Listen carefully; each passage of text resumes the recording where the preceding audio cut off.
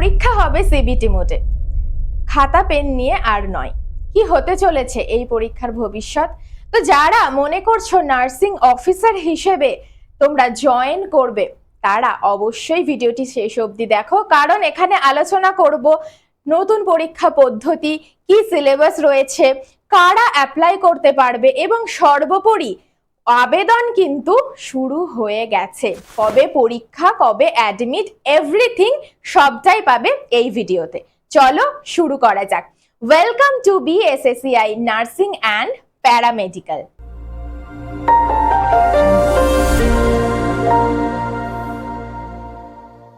তো দেখো, যারা নার্সিং অফিসার হিসেবে জয়েন করতে চাইছো, all India institute of medical science অর্থাৎ এইমস এই পরীক্ষাটা নিয়ে থাকে। তো দেখো, যারা ইতিমধ্যেই বিএসসি নার্সিং করে ফেলেছো অথবা যারা জিএনএম এ ডিপ্লোমা করেছো, কোনো প্রাইভেট নার্সিং হোম বলো বা সরকারি কোনো জায়গায় তোমরা কাজও করছো, তারা কিন্তু এই পরীক্ষাটা দিতে পারবে।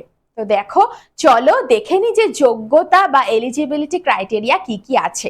তো সবার প্রথমেই দেখতে পাচ্ছ যে বিএসসি নার্সিং, অর্থাৎ যারা বিএসসি নার্সিং ইতিমধ্যেই করে ফেলেছো। এছাড়াও দেখো, যারা কোনো তোমার রাজ্য বা ভারতীয় নার্সিং কাউন্সিলের রেজিস্টার্ড নার্স হিসেবে রয়েছে, তারাও কিন্তু পরীক্ষাটা দিতে পারবে, পরীক্ষার জন্য অ্যাপ্লিকেবল। এই ক্ষেত্রে কিন্তু কোনো রকমই পূর্ব অভিজ্ঞতার প্রয়োজন নেই। তাহলে তুমি কত বছর চাকরি করছো, এক্সপিরিয়েন্স আছে কিনা, সেটার কিন্তু কোনো রকমই প্রয়োজন নেই। এটা একটা গেল। এছাড়াও যারা বিএসসি নার্সিং না, নর্মাল এএনএম জিএনএমই পড়েছো, তো জিএনএম যারা ডিপ্লোমা করা রয়েছে, তারাও কিন্তু এই পরীক্ষাটা দিতে পারবে। কিরকম দেখে নাও।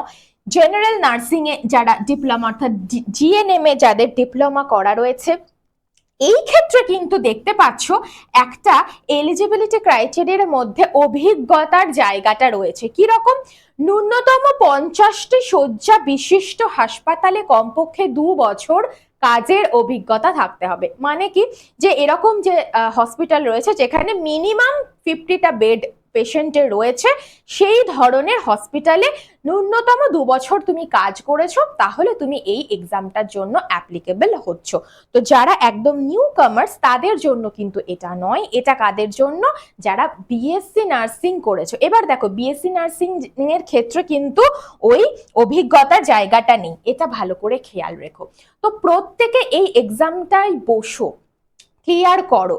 কেন বলছি? কারণ দেখো, এটার জন্য কিন্তু তোমাদেরকে ওয়েট করে থাকতে হবে না কবে বিজ্ঞপ্তি আসবে, কবে কি হবে। না, তোমাদের ফর্ম ফিল আপ ইতিমধ্যেই শুরু হয়ে গেছে। ফর্ম ফিল আপের ডেট থেকে শুরু করে সবটা একটু পরেই জানতে পারবে। দেখে নাও। তো এই যে এই পদটা একটা অফিসার র্যাঙ্কের পদ, তাই তো? তো সেখানে তোমাদের কি কি কাজ করতে হতে হবে দেখো। দেখো, রোগীর স্বাস্থ্য পর্যবেক্ষণ, অর্থাৎ কি, যে তুমি যে হসপিটালের তোমার আন্ডারে যেগুলো রয়েছে, তো সেইখানে রোগীর চিকিৎসা সবকিছু ঠিকঠাক হচ্ছে কিনা, তার প্রপার মেডিসিন সেইগুলো ঠিকঠাক সময় মতো দেওয়া হচ্ছে কিনা, বা কোনো ডক্টর তাদের যে সার্জারি প্রসিজিওর সেখানে যে সহায়তা লাগবে কিনা।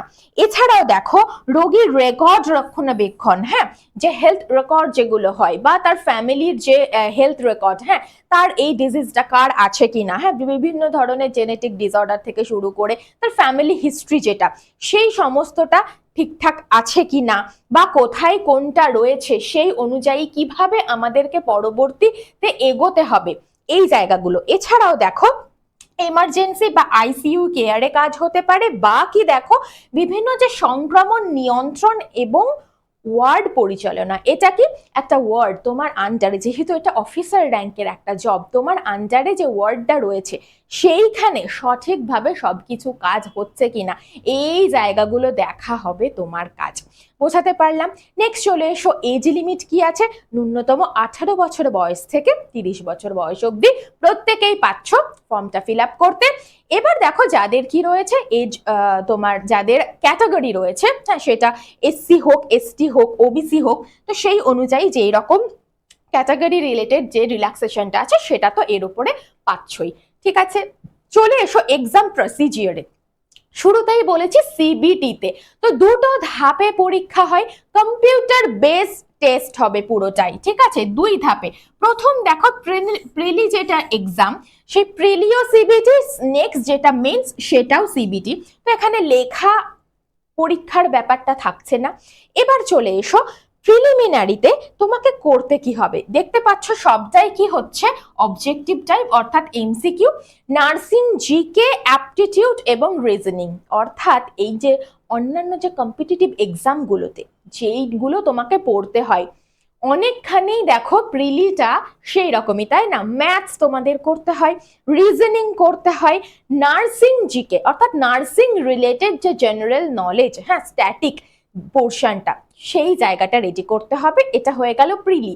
এবার মেন্সে যদি চলো, তখন দেখো মেন্সের ক্ষেত্রে উন্নত স্তরের নার্সিং বিষয়ের ওপরে ফোকাস। অর্থাৎ মেন্সের ক্ষেত্রে যেহেতু মেন্স অবশ্যই ডিটেলিং এ ডেপথে থেকে প্রশ্ন আসবে, এই ক্ষেত্রে কিন্তু নার্সিং রিলেটেড সমস্ত বিষয়গুলো এইখানে তোমাদেরকে রেডি করতে হবে এবং পরীক্ষায় এগুলোই আসবে। আর এই চূড়ান্ত নির্বাচন সবটার ওপরে, অর্থাৎ তোমাদের যে সিলেকশন সবটার বেসিসেই হবে। নেক্সট চলে এসো, দেখো যে নার্সিং, যে ম্যাম নার্সিং বিষয়সমূহ মানে এক্স্যাক্টলি কোন কোনগুলো বলতে চাইলেন। দেখো যে কোর যে সিস্টেম রয়েছে, তাই না, কি রকম, যে অ্যানাটমি, একজন নার্সিং এর যে স্টুডেন্ট সে তো এইগুলো সবই পড়ে, তাই না? হিউম্যান ফিজিওলজি তাকে পড়তে হয়, তাকে কি পড়তে হয়, ফার্মাকোলজি পড়তে হয়। এছাড়াও দেখো নিউট্রিশন, অবশ্যই নিউট্রিশনের ব্যাপারটা তো পড়তেই হবে। তাহলে এই জায়গাটা হলো কোর বায়োলজির জায়গা, এটা তাকে যেমন রেডি করতে হবে। এছাড়া দেখো স্পেশালাইজ যে কেয়ার গুলো, ঠিক আছে, সেটা হতে পারে মেডিকেল সার্জিক্যাল নার্সিং, হতে পারে মেন্টাল হেলথ নার্সিং, হতে পারে। তো এই জায়গাগুলো, এগুলো সম্বন্ধে তাকে জ্ঞান রাখতে হবে। এছাড়াও দেখো বিভিন্ন যে ফাউন্ডেশন অ্যান্ড ম্যানেজমেন্ট, অর্থাৎ নার্সিং এর যে অ্যাডমিনিস্ট্রেশন যে পার্টটা, সেই জায়গাটা থেকেও তাদেরকে করতে হবে। এটা হচ্ছে মেন্সের, মানে যেটা থেকে তো মানে কোয়ারিজ থাকে বেশি, যে ম্যাম মেন্সের ওই নার্সিং রিলেটেড বলতে অ্যাকচুয়ালি কি বোঝাচ্ছে। প্রিলি তো তোমাদের মোটের ওপর জানাই, তাও একবার বলে দিই। দেখো কি করতে হচ্ছে, আমাদের জিকে পড়তে হচ্ছে, সাধারণ জ্ঞান এবং কারেন্ট অ্যাফেয়ার্স, তাই তো, general knowledge and current affairs তোমাদের পড়তে হবে। বেসিক ম্যাথ অ্যান্ড রিজনিং, যেটা অন্যান্য এক্সামের ক্ষেত্রেও করতে হয়, ওই একই রকমই বেসিক যে ম্যাথস থাকে এবং হচ্ছে রিজনিং করতে হলো। ইংলিশ, তাই না, ইংলিশ একদম বেসিক যেটা গ্রামার সেইটাকে রেডি করতে হবে। সাথে কি কম্পিউটার বেসিক্স বলতে একদম কম্পিউটার যে একদম বেসিক যেটা একটা নলেজ থাকতে হবে। অবশ্যই তুমি একটা অফিসার র্যাঙ্কের পোস্টে চাকরি করতে চলেছো, বিভিন্ন বিষয়ে তো তোমাকে একটা ন্যূনতম জ্ঞান রাখতেই হবে, তাই না? তো এইটা হচ্ছে তোমাদের প্রিলির। এবার দেখো যেইটা হচ্ছে সব থেকে বেশি একটা ইন্টারেস্টিং ব্যাপার, ফর্ম ফিল আপ কিন্তু চলছে। ফর্ম ফিল আপ ইতিমধ্যেই তোমরা করে নাও। লাস্ট ডেট কবে ম্যাম, যেটা ইম্পর্টেন্ট দেখে নাও, 13th অগস্ট, 13ই অগস্ট অবধি কিন্তু ফর্ম ফিল আপ চলবে। এবার যারা অলরেডি যারা সরকারি চাকরি করছো, নার্স হিসেবেই কাজ করছো, তাদের দেখো এনওসি জমা দেওয়ার ডেট হচ্ছে 18th অগস্ট, 18ই অগস্ট। তারপরে দেখো নেক্সট চলে এসো 24শে অগস্ট, আবেদন পত্রের অবস্থা যাচাই। নেক্সট দেখে নাও যে কোন সিটিতে তোমার এক্সাম সেটা তুমি জেনে যাচ্ছ, অ্যাডমিট পেয়ে যাচ্ছ 9 সেপ্টেম্বর, এবং সব থেকে ইম্পর্টেন্ট কি 12 সেপ্টেম্বর তোমাদের প্রিলির এক্সাম। একদম কিন্তু দোরগোড়ায়, হাতে মাত্র একটা মাস, বোঝাতে পারছি? তাহলে প্রিপারেশন কিন্তু শুরু করতে হবে। তাহলে 12ই সেপ্টেম্বর দেখতে পাচ্ছ তোমাদের প্রিলির এক্সাম, আর তার মাত্র 2 সপ্তাহ পরেই দেখো 30শে সেপ্টেম্বরই মেন্সের এক্সাম কিন্তু হয়ে যাবে। বোঝাতে পারলাম? তাহলে খুব শীঘ্রই প্রিলির এক্সামের পরে পরেই মেন্স হয়ে যাবে এবং তারপরেই কিন্তু সমস্তটার সিলেকশন প্রসিজিয়ার এগোবে। এবার দেখো মেয়েদের ক্ষেত্রে যে কোনো চাকরির, হ্যাঁ, তো বেতন একটা কিন্তু ইম্পর্টেন্ট, সেটা শুধু মেয়েদের নয়, ছেলেদেরও যদি বলি সকলের ক্ষেত্রেই। দেখতেই পাচ্ছ একটা হ্যান্ডসাম একটা স্যালারি কিন্তু হাতে চলে আসবে। কি রকম দেখতে পাচ্ছ, 70 থেকে 90 হাজার পার মান্থ এইটা স্যালারি হতে চলেছে 7th পে কমিশনের আন্ডারে, ঠিক আছে? তো এই হচ্ছে তোমাদের স্যালারি স্ট্রাকচার। তো শুধুই কি এইটা না, আরো কি কি সুবিধা রয়েছে দেখে নাও। চিকিৎসা ক্ষেত্রে নিজের এবং গোটা পরিবারের ক্ষেত্রে বিনামূল্যে চিকিৎসা, অর্থাৎ এই যে এত ডক্টর দেখানো, মেডিসিন, সার্জারি, অপারেশন, হসপিটাল, এই যে এত একটা হিউজ অ্যামাউন্ট আমাদের কি করতে হয়, গচ্ছিত রাখতে হয় যে কখন এমার্জেন্সি চলে আসবে, সেই জায়গাটায় দেখো ফ্রিতে পেয়ে যাচ্ছ বিনামূল্যে, শুধু নিজের নয় নিজের পরিবারেরও। নেক্সট দেখে নাও, পেনশন, রিটায়ারমেন্টের পরে হাতে একটা অ্যামাউন্ট আসবে, বাকি জীবনটাকে ঠিকঠাক ভাবে যাতে চালনা করতে পারো, তাহলে এটাও কিন্তু একটা বিরাট জায়গা। নেক্সট চলে এসো, দেখো থাকার জন্য সরকারি আবাসন, অবশ্যই কোয়ার্টার তুমি পেয়ে যাবে, কোথায় থাকবো, ঘর ভাড়া খরচা সেসব নিয়ে কিছুই ভাবতে হবে না। এছাড়াও দেখো এখান থেকে কিন্তু পরবর্তীতে কেরিয়ারে আরো তুমি প্রমোশন হবে, আরো একটা উঁচু পোস্টে তোমার যাওয়ার অবশ্যই কিন্তু ভালো রকম সুযোগ রয়েছে। তো এই ছিল আজকের মোটের ওপর বিষয়। বুঝতেই পারছো কতটা সুন্দর একটা চাকরি, যার ফর্ম ফিল আপ কিন্তু শুরু হয়ে গেছে। তাহলে যারা অলরেডি তোমরা কাজ করছো নার্স হিসেবে, অথবা যারা বিএসসি নার্সিং ইতিমধ্যেই কমপ্লিট করে নিয়েছো, তারা অবশ্যই বলবো, প্রত্যেককে বলবো তোমরা ফর্ম কিন্তু ভরে নাও। লাস্ট ডেট আমি জানিয়ে দিয়েছি, এর মধ্যেই তোমরা ফর্ম ফিল আপটা করে ফেলো, এবং হাতে একদম সময় নেই, বুঝতেই পারছো। প্রিপারেশন কিন্তু এখনই এই মাত্র থেকেই শুরু করো প্রিপারেশন। বিরাট কিছু কঠিন অজানা এমন কোনো জায়গা নয়, কিন্তু দেখো প্রিপারেশনটা যদি যত ডিলে করবে জিনিসটা কঠিন হয়ে যাবে। তো দেখো বুঝতে পারছি যে বলবে যে ম্যাম 1 মাসে কি হয়, এতটা না, চেষ্টা তো করাই যায়, কোনো সমস্যা নেই। তো এই ছিল আজকের এই বিষয়, ছোট্ট একটু গাইডেন্স প্রিপারেশনের ব্যাপারে আমি দিয়ে দেব, কিরকম ভাবে শুরু করবে জিনিসটা। দেখো স্ট্যান্ডার্ড টেক্সট বুক রিভিশন কিরকম, সেটা তুমি এনসিইআরটি নিতে পারো বা যে কোনো বায়োলজির যে একটা টেক্সট বুক, হ্যাঁ সেইটাকে তুমি পড়ো, বুঝতে পারলে। নেক্সট দেখো মেন্স এক্সামের জন্য নার্সিং এর ক্ষেত্রে কোন কোন বিষয়ে সব থেকে বেশি গুরুত্ব দেবে, এই টেক্সট বুক পড়া, সাথে আমি যেগুলো বললাম যে নার্সিং এর যে বিষয়গুলো, হ্যাঁ অ্যানাটমি বলো, ফিজিওলজি সেই জায়গাগুলো, অ্যাডমিনিস্ট্রেশনের জায়গাগুলো, বেসিক কম্পিউটার, এই যে এই সমস্ত ব্যাপারগুলো কিন্তু জোর দেবে। এছাড়া দেখো প্রতিদিন ইংলিশ, রিজনিং এবং ম্যাথস সেটা একটু প্র্যাকটিস করো, কারণ ম্যাথস, রিজনিং এগুলোতে সবই প্র্যাকটিসের জায়গা। বেসিক ইংলিশ গ্রামার যেটা আমরা ছোটবেলা থেকেই পড়ে আসি সেটাকে একটু দেখো, তাই না। আর কি দেখো, জিকে, জিকে কারেন্ট অ্যাফেয়ার্স তো অবশ্যই, এই জায়গাটা তো প্রত্যেক দিন যদি না দেখো এটা তো ভুলে যাওয়ার মতোই জায়গা। এছাড়াও দেখো কি করবে, যে আগের যে সমস্ত এক্সামগুলো হয়েছে সেই PYQ, অবশ্যই PYQ অ্যানালিসিস করে তোমরা প্রিপারেশনটাকে এইরকম ভাবে শুরু করতে পারো। দেখো আমার কাজ ছিল, একটা দারুণ একটা নিউজ এসেছে, পরীক্ষার ফর্ম ফিল আপ চলছে, তোমাদেরকে অবগত করা। এবার কাজ কিন্তু তোমাদের যে প্রিপারেশনটাকে শুরু করে দেওয়ার জন্য।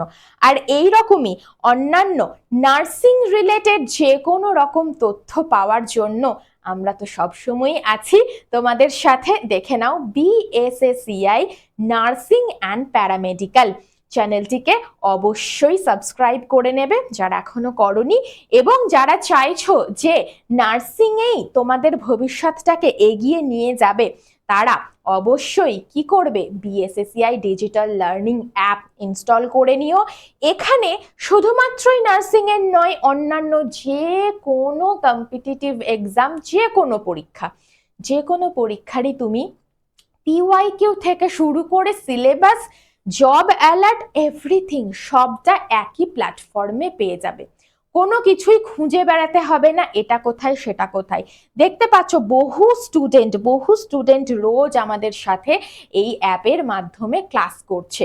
PYQ official syllabus, monthly magazine, job অ্যালার্টের কথা বলে দিয়েছি, এবং এক্সাম রিলেটেড যে কোনো রকম আপডেটস পাওয়ার জন্য অবশ্যই করে BSSI ডিজিটাল লার্নিং অ্যাপটা তোমরা ফোনে রাখবে। এছাড়াও আমাদের রয়েছে প্রত্যেকটা এক্সামকে মাথায় রেখে প্রতিটার জন্য ডেডিকেটেড ইউটিউব চ্যানেল, ঠিক আছে?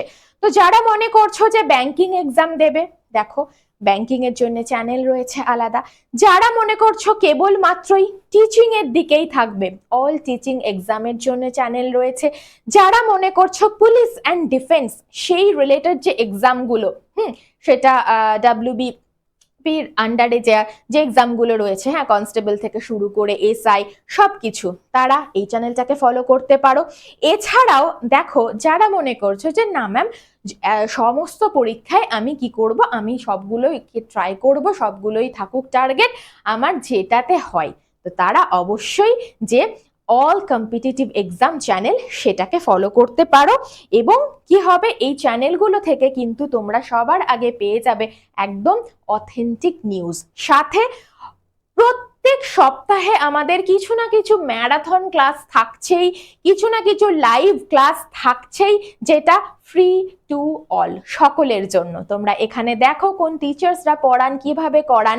তারপরে তোমাদের যদি ইচ্ছে হয় অবশ্যই তোমরা আমাদের পেড ব্যাচও জয়েন করতে পারো। তো এই ভিডিওটা যদি মনে হয় তোমাদের জন্য হেল্পফুল হলো, অবশ্যই একটা লাইক করে দিও, শেয়ার করে দিও এবং কমেন্ট করে জানাও যে এই ধরনের ভিডিওগুলো তোমাদের কেমন লাগছে এবং নেক্সট কোন বিষয় নিয়ে এরকমই আলোচনা পেতে চাও। আর যারা এখনো সাবস্ক্রাইব করোনি, প্লিজ এক্ষুনি গিয়ে তোমরা সাবস্ক্রাইবটা করে দাও। নেক্সট দেখা হচ্ছে আবারই এরকম একটা ভিডিওতে।